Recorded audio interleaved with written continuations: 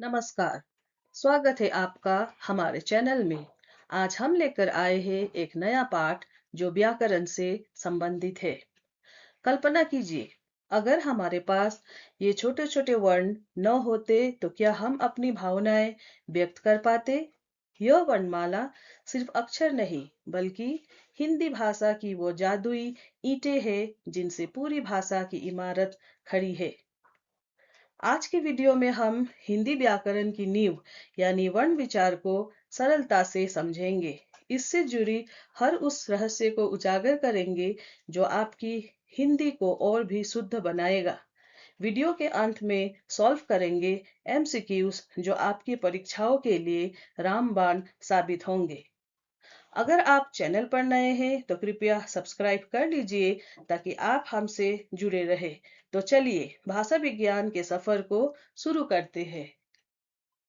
तो आइए अब समझते हैं वर्ण क्या है। भाषा की सबसे छोटी इकाई ध्वनि है। इसके लिखित रूप को वर्ण कहते हैं। वर्ण शब्द का प्रयोग ध्वनि और ध्वनि चिन्ह दोनों के लिए होता है। इस प्रकार वर्ण भाषा के मौखिक और लिखित दोनों रूपों का प्रतीक है। इसे हम अक्षर भी कह सकते हैं। वर्ण वो छोटी से छोटी ध्वनि है जिसके टुकड़े नहीं किए जा सकते। अब जानते हैं वर्णमाला क्या है। वर्णों के व्यवस्थित समूह को वर्णमाला कहते हैं। स्वरों और व्यंजनों को मिलाकर हिंदी की वर्णमाला बनती है। हिंदी वर्णमाला देवनागरी में लिखी जाती है। इसमें कुल 52 वर्ण होते हैं जो इस प्रकार है। स्वर 11, मुख्य व्यंजन 33, उच्छिष्ट व्यंजन 2, अयोगवा 2 और संयुक्त व्यंजन 4, जो कुल मिलाकर 52 वर्ण होते हैं। अब जानते हैं वर्णों के भेद, जो है स्वर, भावेल्स और व्यंजन कॉन्सोनेंट्स।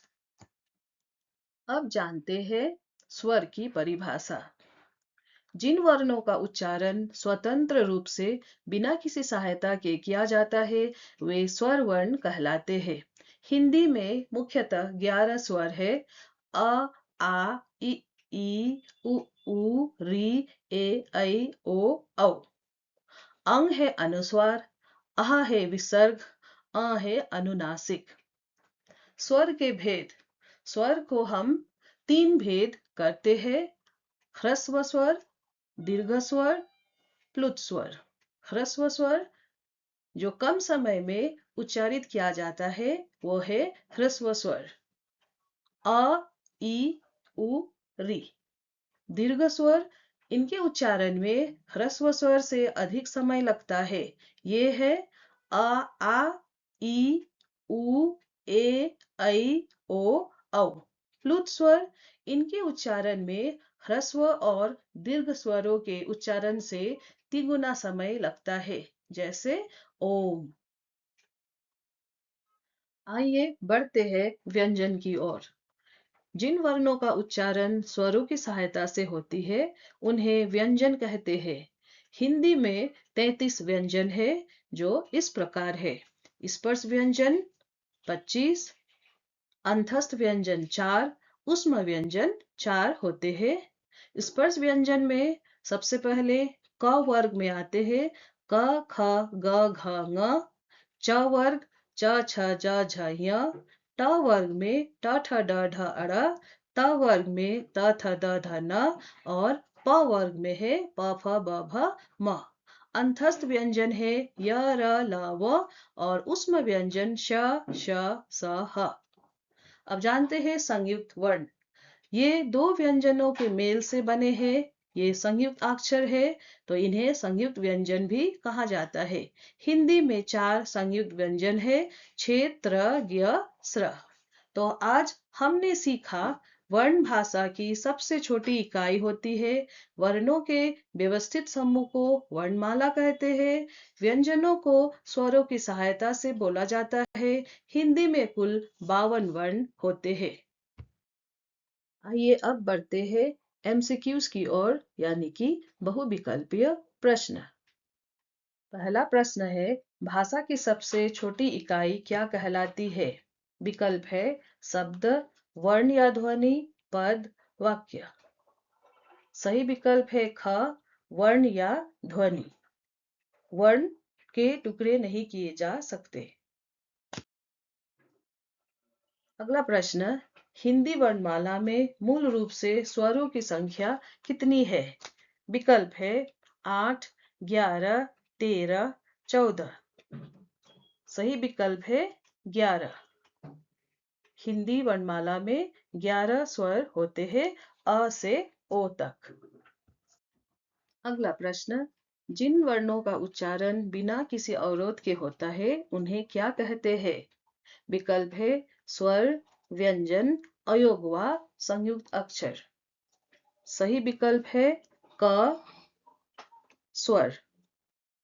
स्वर स्वतंत्र रूप से उच्चारण किया जाता है बिना किसी सहायता के। अगला प्रश्न, निम्नलिखित में से कौन सा दीर्घ स्वर नहीं है? विकल्प है आ, ई, उ, ए। सही उत्तर है ग, उ। दीर्घ स्वर वो है जिनका उच्चारण में ह्रस्व स्वर से अधिक समय लगता है। अगला प्रश्न, अनुस्वार का उच्चारण स्थान क्या होता है?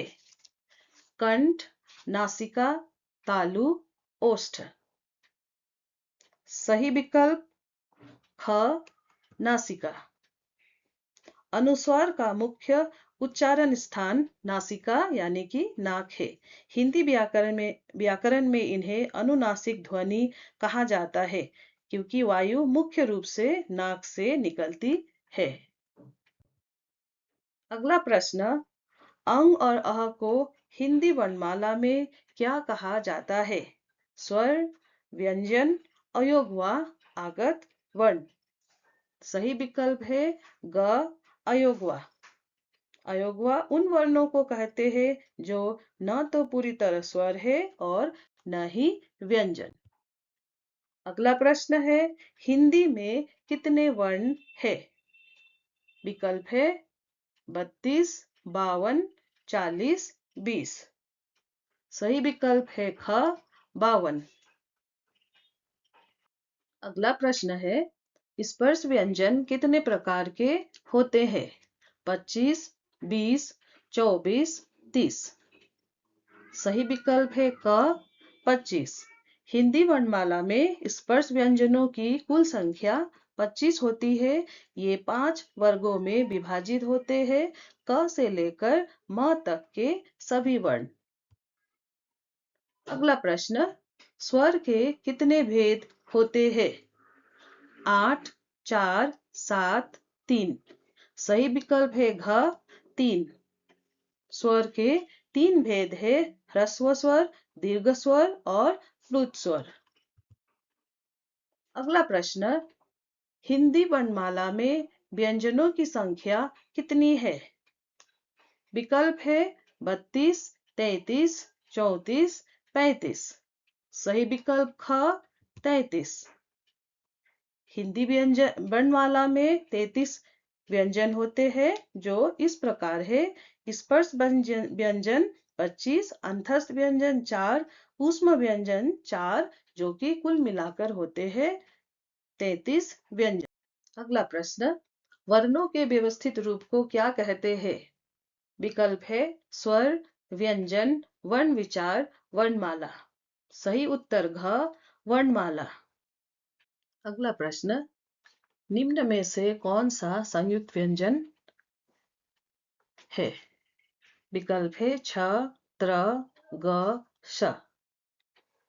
सही विकल्प है ख, त्र।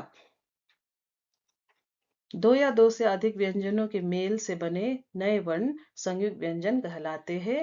हिंदी में 4 संयुक्त व्यंजन है, छ, त्र, ज्ञ और श्र। अगला प्रश्न, घ का उच्चारण स्थान है कंठ, मूर्धा, दंत, नासिका। सही विकल्प है क, कंठ। हिंदी वर्णमाला के क वर्ग वर्ण का हिस्सा है कंठ, जिन्हें कंठ वर्ण भी कहा जाता है। अगला प्रश्न, वर्ण तालिका के अनुसार ह्रस्व, दीर्घ और प्लुत क्या है? विकल्प है स्वर, व्यंजन, मात्रा, विसर्ग। सही उत्तर है क, स्वर। अगला प्रश्न, आयोगवा कितने प्रकार के होते हैं? विकल्प है 3, 4, 2 और 5। सही उत्तर है ग, 2। आयोगवा उन वर्णों को कहते हैं जो न तो पूरी तरह स्वर है और न ही व्यंजन। अगला प्रश्न, क वर्ण का उच्चारण स्थान क्या है? दंत, तालु, नासिका, कंठ। सही विकल्प है घ, कंठ। क वर्ग के सभी वर्णों का उच्चारण गले के भीतरी भाग कंठ से किया जाता है। अगला प्रश्न, स्पर्श व्यंजन की संख्या कितनी है? 2, 11, 33, 25। सही उत्तर है घ, 25, क से लेकर म वर्ण तक। अगला प्रश्न, जिन वर्णों को बोलने के लिए स्वर की सहायता लेनी पड़ती है उन्हें क्या कहते हैं? व्यंजन, भाषा, व्याकरण, प्लुत स्वर। सही उत्तर है क, व्यंजन। प्रश्न 19, य, र, ल, व को क्या कहते हैं? संयुक्त व्यंजन, स्पर्श व्यंजन, अंतस्थ व्यंजन, द्रविगुण व्यंजन। सही विकल्प है ग, अंतस्थ व्यंजन।